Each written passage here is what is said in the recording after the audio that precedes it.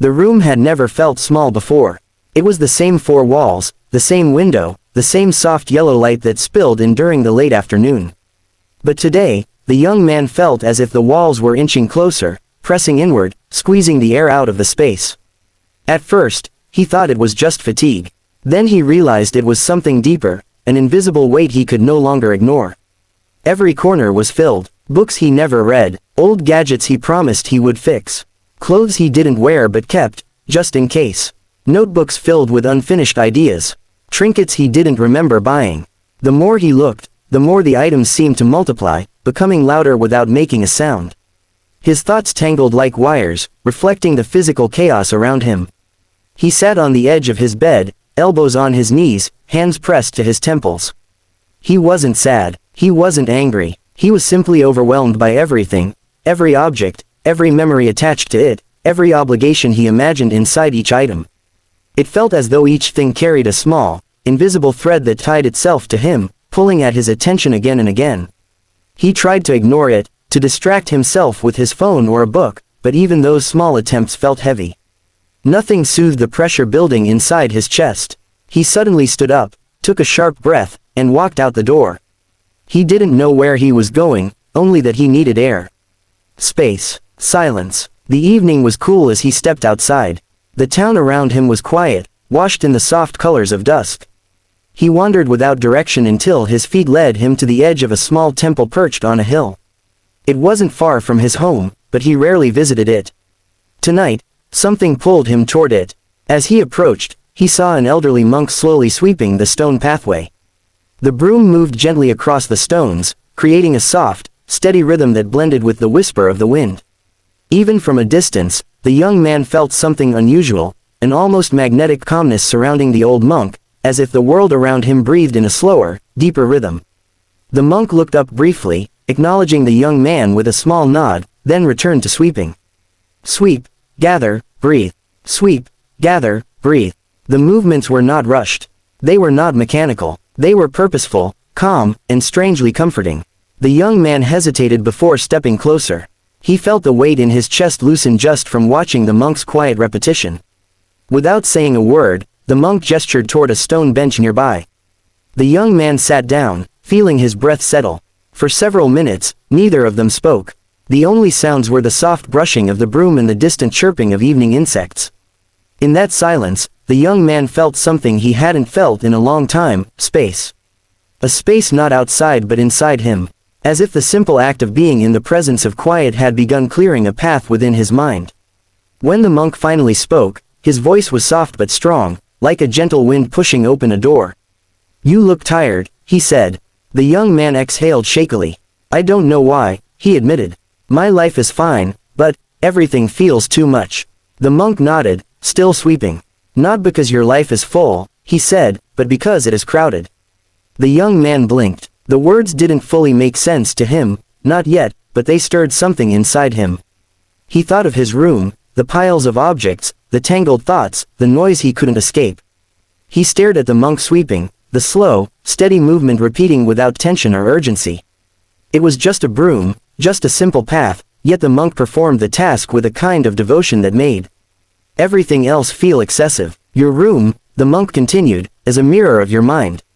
When one becomes crowded, so does the other." The young man swallowed. He hadn't realized how much the physical clutter was shaping his mental world. He thought he could ignore it, push it aside, step around it. But it had been pressing on him, collecting in the corners of his thoughts, filling the empty space where clarity should have been. He watched the monk sweep again. The simple rhythm felt like a language of its own, one that spoke of peace, order, intention. Not emptiness, but purpose. The monk finally stopped and looked at him with gentle eyes. "Life is not lightened by adding more," he said.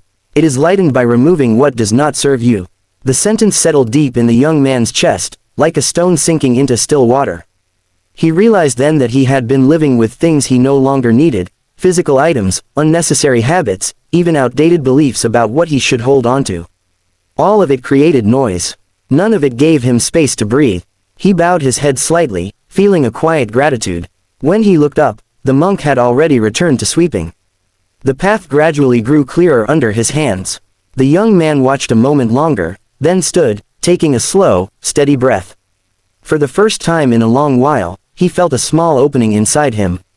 A doorway, a beginning, and with each quiet step he took back home, the monk's words echoed softly.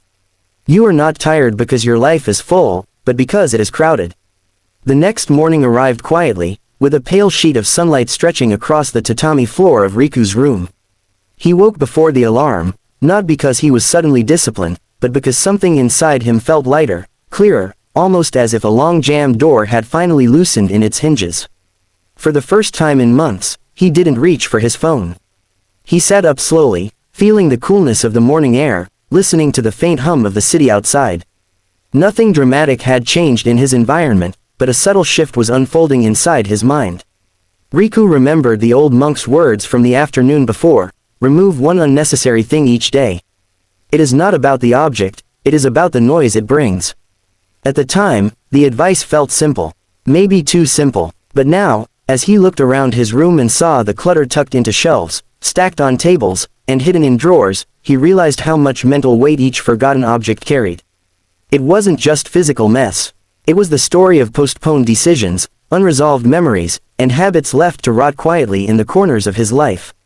He stood up and walked to his small wooden desk, where papers, books, and random items had gathered like silent witnesses. Without overthinking, he picked up an old notebook, the one he swore he would use for important ideas, yet had barely opened. He held it for a moment, wondering why he kept things he no longer needed, things that didn't hold meaning but somehow demanded space. Then, gently, he placed it into a box labeled discard. It was only one object, but it felt strangely significant. A small ripple in his chest, a moment of calm, as if a burden had quietly dissolved. He continued moving through the room, but only as the monk instructed, one object today, not more. Minimalism, he realized, wasn't about empty spaces. It was about intentional ones. It wasn't about owning less.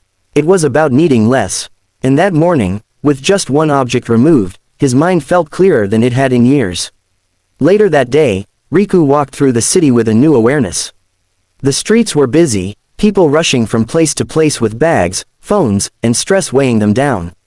But Riku felt separate from that rush, as if he were walking slightly above the noise.